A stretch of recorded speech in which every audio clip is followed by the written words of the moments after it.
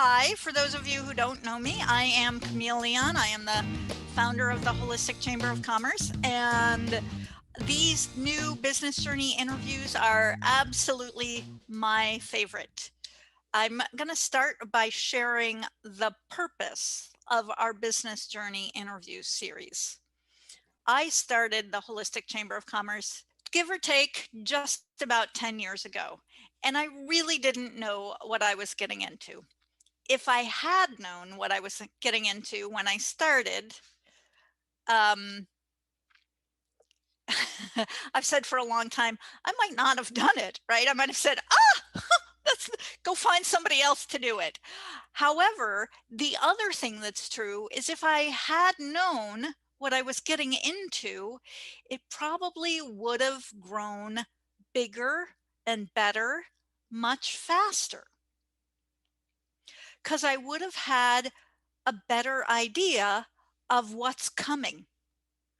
And not just an idea of what's coming, but an idea of my options, my alternatives for what to do when those things came up, right? But I didn't have anything really like this as a resource, so I kept having to figure it out all on my own. So the purpose of this business journey interview series is that we start hearing stories of people who have been successful, how they've navigated the things that come up, what are the things that come up, and as we learn from each other, it gets easier for all of us, for each of us, for you, for me, to get further that much faster. So today we are chatting with Heather Potvin. Heather is the founder of Hharp Business Services, which is based in Nevada, potato, potato. Her practice is focused on helping small businesses embrace their financial position and plan for growth. She has a passion for helping entrepreneurs and small business owners grow, adapt, and thrive. She started her company in 2009 when most were closing down. And during this pandemic, she has helped businesses adapt to cloud-based business and wade through the sea of grants and COVID relief offerings. She is a certified public bookkeeper, an advanced QuickBooks Pro advisor, certified DISC facilitator, and was a Canadian certified management accountant. Wow. On a more personal note, Heather has been married to her husband, Howard, for 21 years. They're still happy. They share 3 grown children and 6 grandchildren. Her favorite quote, I love this quote, take care of the client and the money will follow. Take care of the client and the money will follow. In our case, we call it member services. You might call it customer service or patient service. All the same, just different words for who's that person who's paying you and what service or product, what solution did they come to you for? Okay, so I have so many questions, Heather, but let's just jump in. Now that everybody's had that brief bio, tell us just a little bit more about what you do. But before I stop talking and let you talk, I do want to let everybody know, Heather also, she is our bookkeeper, right? The HCC at a certain point got too big for me to handle the money, which, by the way, 10 years ago, I was in the world of, I'm not good with numbers, I'm not good with money, blah, blah, blah, blah. I had to outgrow all those old stories. But I also had to recognize that for us to grow, it was going to make sense for me to bring on a consultant, a contractor who could help manage the money now that there was more of it, right? Yay, there's more money. Oh my, I need help. Managing it. So Heather, talk a little bit more about what you do, not just for us, but also for your other clients, because, I know you have a variety. Oh, that is a loaded question. Whenever someone asks me, there are two answers, of course. I work with small businesses to help them grow and improve. What that usually means is I work with them at whatever stage they're at. And I just had a meeting with a real estate agent who's just starting out her business, and her real estate company has grown to the point where she just can't take care of stuff anymore on an Excel spreadsheet or relying on her bank account. So what she wanted and needed was a little bit of training. We moved her into an accounting software, trained her, taught her how to use it. At some point in the future, she may also continue to grow and get to the point where she just can't handle that anymore, like with the chamber. So more often than not, what I'll do for a client is really based on the level of service or help or assistance that they need at that moment in their journey. And I know that we'll probably dig a little more into what that looks like for a lot of entrepreneurs and small businesses. Well, yeah. I will point out, partially because it's February right now. So while April 15th or May 15th, or is it March 15th, seems a little ways away, it is officially tax season. And part of money management is, are you doing your own taxes, or is somebody helping you?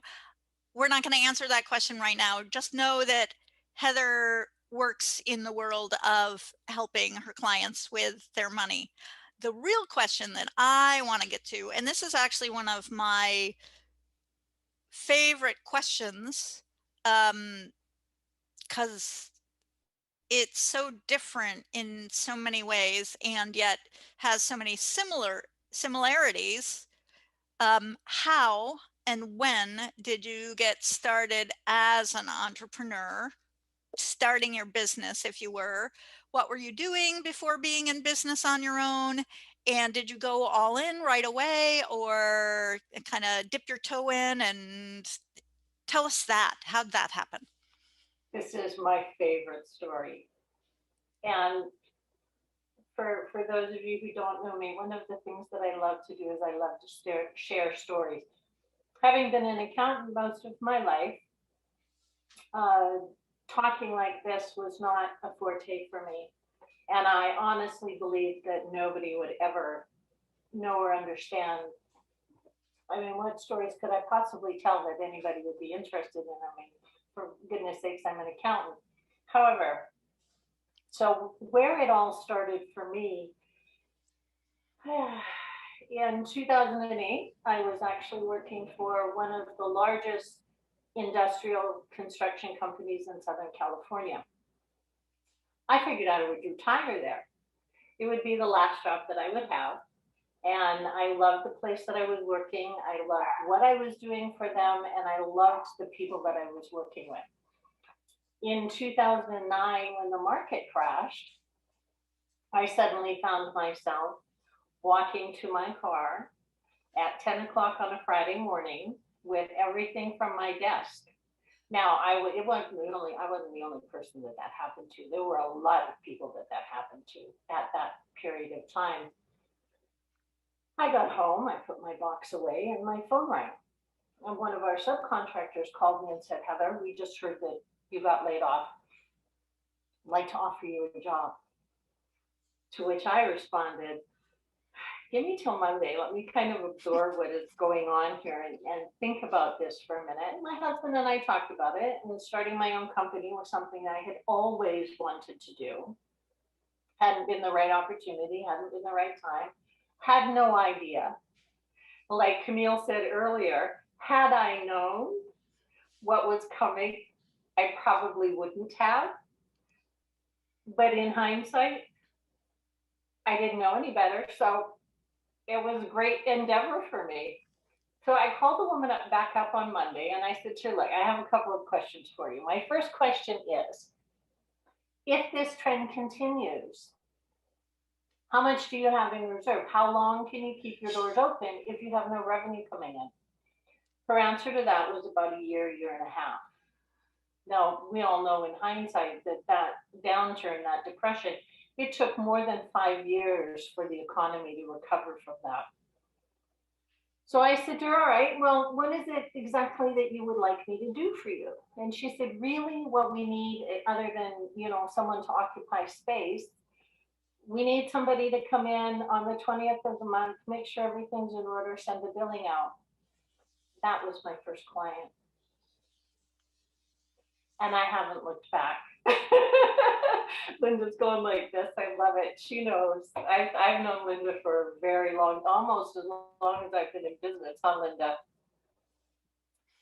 Well, I think that, like, that's great, right? Isn't that what we all want, is that first client to say yes right away, so that we know that we have a product or a service that people want.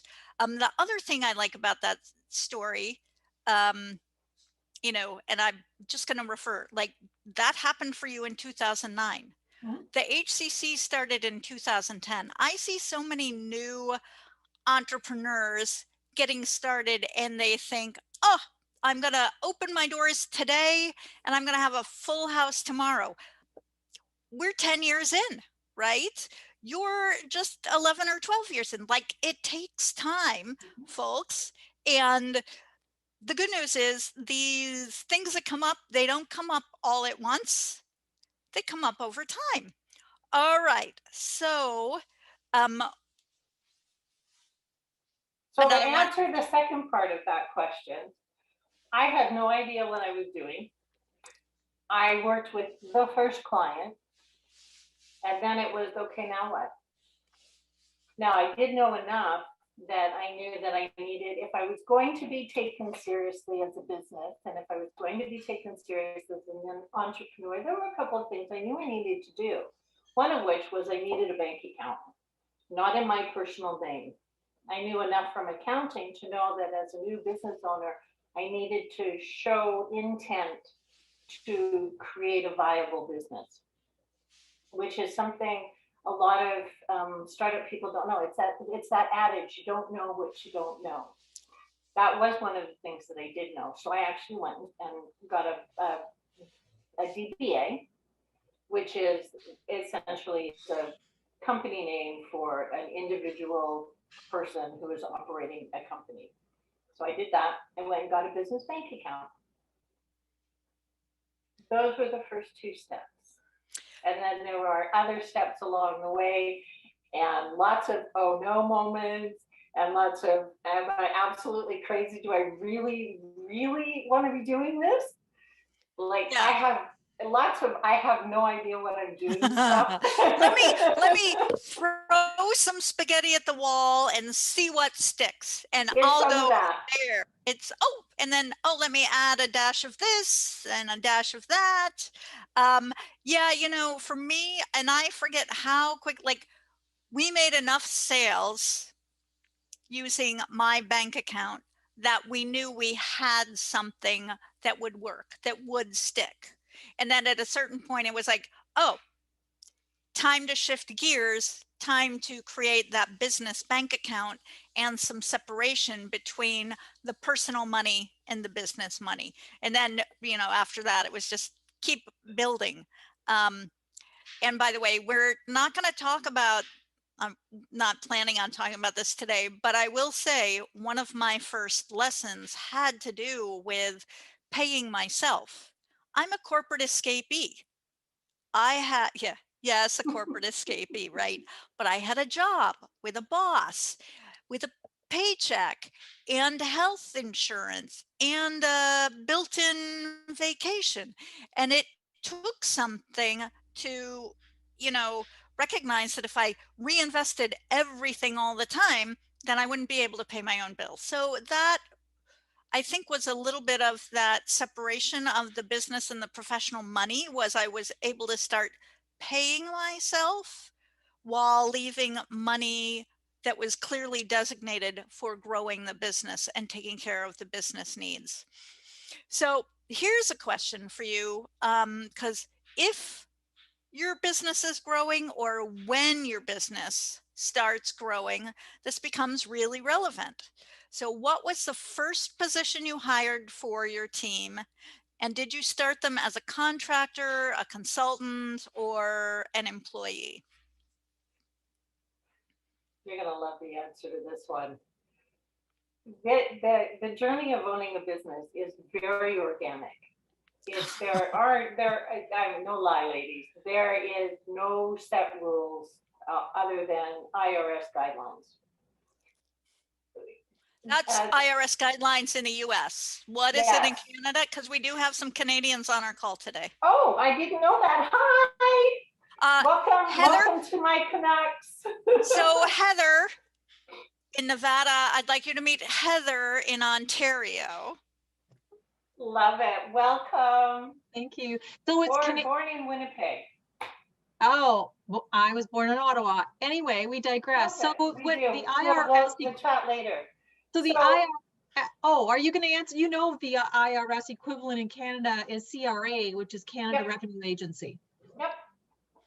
Did Canadian taxes for in Canada before I moved down here to the United States. But okay, so again, another story. I got to the point, I was doing what I was doing, I was taking care of my clients and more business was coming in, and I was at the point of there are precipices. I guess it's like steps, maybe, if you can think about it that way. Almost like steps. You get to a certain point and you're running along, and then there's this dip. And that dip is that moment where it's like, oh crap, do I take this leap or do I keep doing what I'm doing? Well, one of those oh crap jumping off the precipice moments is when you get to the point where you're doing more than you can handle. Your stress level has increased beyond the hours that you're putting in are just phenomenal. Your spouse or your partner or your best friend, they're all going, hey, when was the last time we got together and went for coffee? When was the last time we all connected? So you get to that point and you're like, okay, well, I guess I need to hire somebody. I got there about 2 years in. To 2 years in on my journey. So I was doing pretty good up until that 2-year point. I had a particular project that I needed help with. I needed somebody to come in and do some data entry, which is usually how it starts. I usually end up hiring an assistant, somebody who can handle some data entry stuff, some basic rudimentary accounting things. And I interviewed a couple of people and I hired this young lady on a contract basis. You don't know what you don't know. I asked her for a W-9, which is American equivalent for you know what the Canadian ones are. Anyway, I asked her for one of those. I had her do some work for me. It didn't work out, and I let her go. I got a letter from unemployment. She had filed an unemployment claim. I had a very long conversation with the investigator, and EDD ruled against me and in favor of her. I had to, I love your expression, Linda. Not only did I pay her for work that was not up to my standard, she didn't understand what it was I was trying to get to do, but I had to pay her portion of unemployment, her portion of all of the employer taxes that would normally come off a paycheck. Right. Sure. And I had to pay mine. In addition to paying this young lady for work so that was a big fat lesson learned. Again, you don't know what you don't know. And now I use that. So here's the thing about making mistakes. Everybody's going to make them. Absolutely. But you got to look at them from a learning point of view. And hopefully the mistake that you make isn't so severe that you can't recover from it, you can't learn from it, and you can't move on. That's why I call this the business journey, because I think in our personal development world, right? In our personal development world, and this is a holistic chamber of commerce, so a lot of our people are engaged in personal development, and we know, right? So boys and girls, if you haven't heard yet, I have 2 ex-husbands, not just 1, 2, right? So, and on some level, it's all perfectly part of my journey, and 2 ex-husbands, a little bit like 2 mistakes. So it's the same in your business journey. Learn the lesson, move on. Learn the lesson, apply it, move on. We've got light to share with people. And if we get stopped by the lessons, then it stops us in sharing a lot of our light, right? And there are other ways to do it. And by the way, sometimes you get lucky and the first person you hire is, so the first intern, so the first unpaid intern that came to work with me for the Holistic Chamber of Commerce has been full-time with us for 5 years. Now, Yeah. I'm not going to get into how many people we've hired since then and let go. And sometimes when we let go, we've gone like, ugh, dodged a bullet, right? But sometimes you really get lucky with the person that you're bringing on board, and it works like magic. But lessons are part of our journey, our personal journey and our business journey. That's one reason why I say join the Holistic Chamber of Commerce. You want your support network. So when the stuff that's gonna come up comes up, you have people that you can talk with and figure out what to do next, where to go next.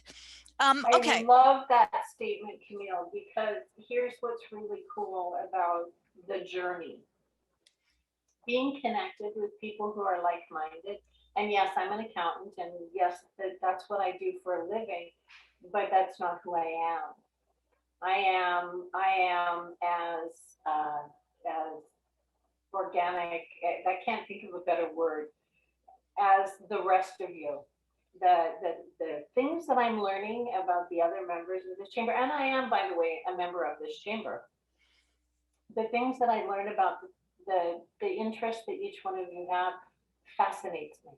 Absolutely fascinates me. It's a philosophy that I believe, and it is a philosophy that I actually carry throughout my business. One of the things that, when Camille was saying, my favorite quote is take care of the customer, the client, the patient, whatever it is that you're calling that person that you're engaging with. Take care of them, money will follow. The moment you take your eyes off of that focus and those people, you start to lose sight of the things that are most important about what it is that we do. Oh, you know what? I'm going to just piggyback on that a little bit. Some people in our audience are, I think the term is butterfly chasers. That's a great idea. That's a great idea. That's a great idea. Too many ideas, too many different types of customers, clients, patients. In the case of the HCC, we actually, frankly, have 2 types of, I'll call them clients. Our members, or our potential members, right? The professionals, the business owners, those people who offer a product, a service, or a solution. In your case, Heather, you're helping us healers heal our money, if you will, as opposed to the healers who are working with mind, body, spirit, right? Our other audience is all the consumers out there who are curious, they're exploring, they're saying the old ways aren't really working anymore. What are my new options? Is there a more natural approach? Is there an approach that takes into account not just my physical, right, brokenness or need, but also my emotional needs, and the way they intersect, by the way. There's another topic to write down, Leslie, for another future Zoom. I love it. The intersection of our physical and emotional. All right, so I actually think, Heather, that's a great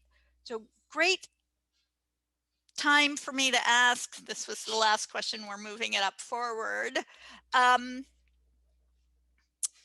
Do you have any tips or insights for those who are caught in the middle of, is this a hobby or is it a side hustle, or is it, can I make it a profitable business? I'm going to start my answer to that by sharing with you all something that my mother said to me when I was very young.